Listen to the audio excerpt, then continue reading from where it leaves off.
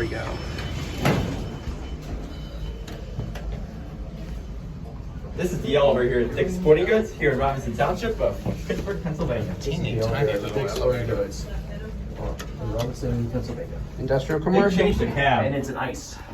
Yeah, they Really changed the cab need to here. fix it. Yeah. Get that. The paint job did not hold up. Oh, there's an alarm tag in there. Look how terrible that door is, really. Let me see. All right, here's your 88 phone. Emergency phone here. $12. GAL. Oh Fixed my. buttons. Certificate 2001. What a Man, they cheap, really need to paint this door. what a cheap installation. It does ice into the motor. Doesn't do much. Cab view.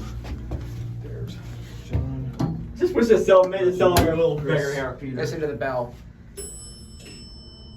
I like the bell though. I do.